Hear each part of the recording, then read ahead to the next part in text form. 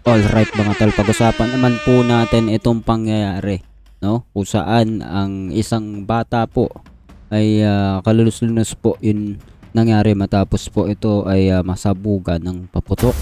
At labis nga daw po yung pagluluksa ng pamilya. Mahalaga po yung pag-uusapan natin dito dahil sa panahon po ngayon, kagaya po nito, sabi nga po nila sasalubong daw sa bagong taon. Pero ano po ang realidad ng mga bagay sa ganitong klase ng mga panahon? Umpisa na natin to. Kung hindi ka pa nakasubscribe ay please hit the subscribe button and notification bell para updated ka palagi sa mga videos natin parating. Let's go!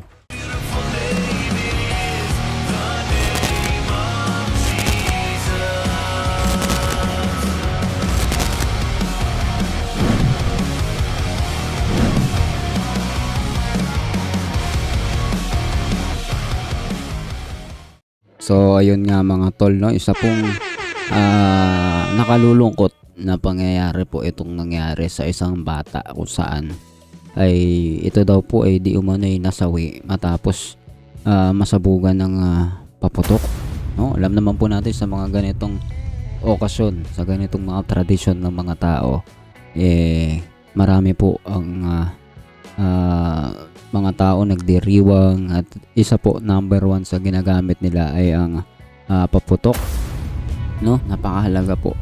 Pero bago natin kumpletuhin yung opinion natin sa bagay na ito, ay panoorin po natin yung nakalulungkot na nangyari po dito sa bata na wala namang kinalaman, no, dito sa mga bagay ng mga matatanda, magpapaputo, pagkakaroon ng tradisyon. Marami po tayong babanggitin mamaya dyan. Kaya panoorin po muna natin para mas kompleto. Labis na pinagluluksa ng kanyang mga mahal sa buhay ang pagkamatay ng batang nasabugan ng paputok sa Tondo sa Maynila. Ang masakit, kaka-birthday lang ng biktima nitong Biyernes. Nakatutok live si Sandra Aguinaldo. Sandra. Yes, Mel, malakas na pagsabog nga ang narinig at umalingaw-ngaw dito sa aking kinatatayuan sa Tondo, Maynila kagabi. At nakakuha nga po tayo ng update sa investigasyon ng pulisya at ayon sa kanila, ang nakikita nila ngayon ay isang uri ng paputok na iligal at lubhang napakalakas.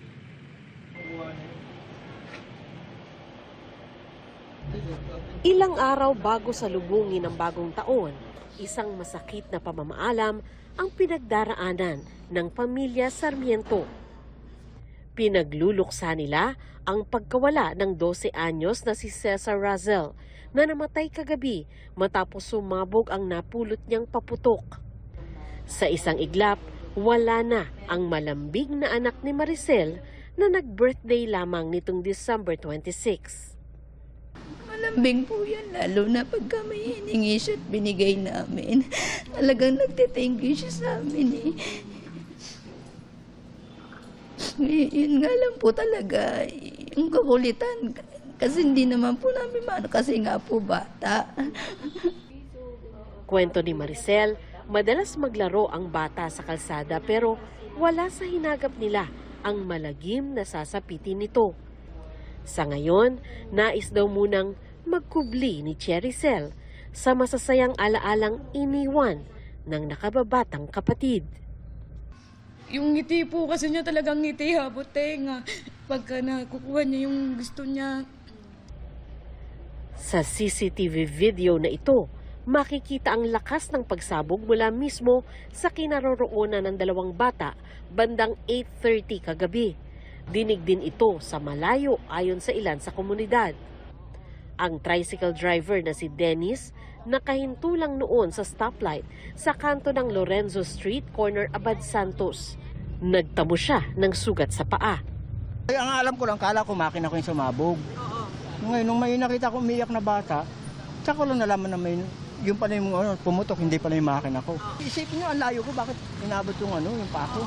Ilang hakbang mula doon sa lugar kung saan pumanaw yung isa sa mga bata, matatagpuan ang crater na to dahil dito raw sumabog yung paputok.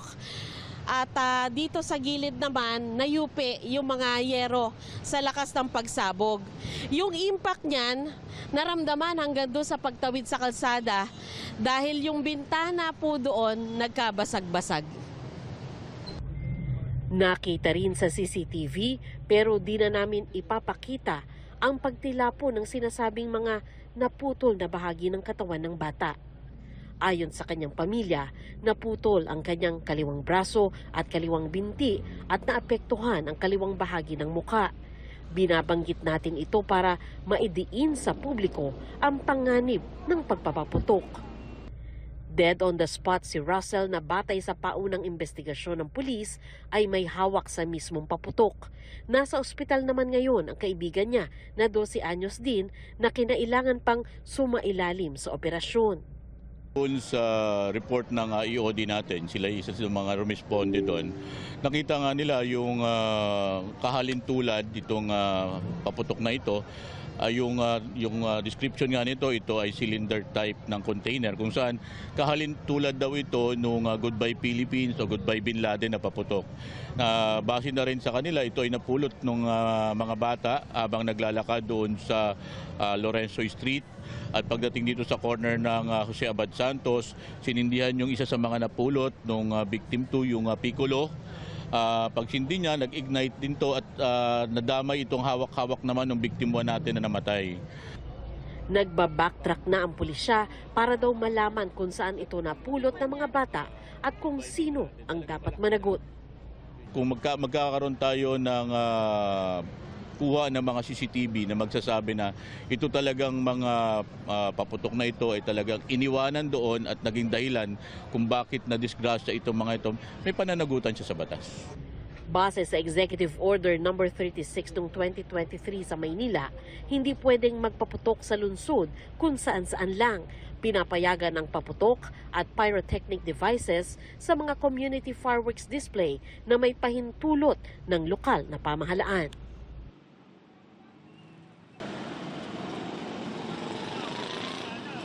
Sa ngayon, ang pinapakita namin sa inyo ay yung lugar kung saan natagpuan yung katawan ng isa sa mga bata at meron nga po nagtutulos sa kanila dyan. Actually, buong araw po yan. Hanggang ngayong gabi ay may mga lumalapit at meron din silang inaalay na offering dyan. Dito naman po sa aking kinatatayuan, nandito yung crater, indikasyon na tumilapon po yung bata sa lakas ng pagsabog. Sa ngayon, ang update po na nakuha natin ay ongoing na po ang cremation ng batang si Russell. Mel? Alright mga tol, so narinig naman natin kung ano yung nangyari at gaya nga po ng binabanggit natin, ito pong mga bata na ito, mga inosente po ito sa mga ginagawang tradisyon ng mga matatanda. Na kung saan, kung iisipin po natin, kung ikaw ay Katoliko, diba? Kung ano man reliyon mo, Kristiyano man yan, INC, ano mang reliyon mo, diba? Yung pagiging parte ng kagaya po nito, pagpapaputok, 'di ba? Alam naman natin ito po'y malaking porsyento po'y galing po sa tradisyon ng mga Chino, no? Na kung iisipin po natin hindi naman po tayo mga in-check, pero dahil sa impluwensya nila sa ating bansa, ginagawa itong tradisyon na ito kung saan napaka-nonsense po, no? Nakita po natin, 'di ba? Yung mga bata, 'di ba? Wala namang kinalaman pero nadamay po sila, namatay po sila. At alam po natin marami mga kwento na kagaya po nito o mas matitindi pa ay hindi na naisa sa publiko, hindi na nakikita ng maraming tao. Pero yan po ay realidad kung saan gumagastos ng libo-libo maraming mga tao, no? Kapag salubong daw sa bagong taon, pero yung kanilang mga sarili hindi naman nababago, 'di ba? Anong celebration ang gagawin ng mga tao kung wala namang bago, 'di ba? Nagpapatok ka lang. Tapos bago na yung buhay mo, ganun ba 'yon? 'Di ba? Kaya ngayon isa po itong realidad na kung titignan po natin ay mahirap maintindihan ng iba yung sinasabi natin patungkol sa tradisyon, pero ito ang daling intindihin, di ba? Isa siyang paglalarawan ng realidad ng ganitong klaseng uri ng mga pagse-celebrate 'Diba? Kung talagang thankful ka, kung talagang nagpapasalamat ka sa Diyos, kung talagang masaya ka, kung talagang yan rin yung pagbabago sa buhay mo, hindi mo kailangan ng ganito mga bagay. Hindi mo kailangan gumawa ng mga tradisyon na hindi man lang parte ng paniniwala mo no? So, ikaw, anong masasabi mo dito sa bagay na ito na nakalulungkot dahil isang bata nasawi dahil sa kapabayaan ng marami, pagiging parte po ng maraming Pilipino sa atin, sa tradisyon, nag-incheck, at iba pang mga bagay na kagaya nito, no? Ikaw, ano masasabi mo dito? Comment down below and subukan po natin. I will try my best para replyan kayo sa bawat comments ninyo. And syempre, wag mo na rin kalimutan mag-subscribe at pindutin yung notification bell para updated ka palagi sa mga videos nating parating. At saka, kung gusto mo maging parte sa ating monthly na 100 pesos na raffle, ay mag-comment ka lang dyan ng iyong pangalan at lagyan mo ng emoji na heart. At syempre, every time na makaka 100 subscriber tayo, every month magbibigay po tayo ng 100 pesos para sa isa po nating subscriber dyan. So, ayun lang. Kita tayo ulit sa susunod na video.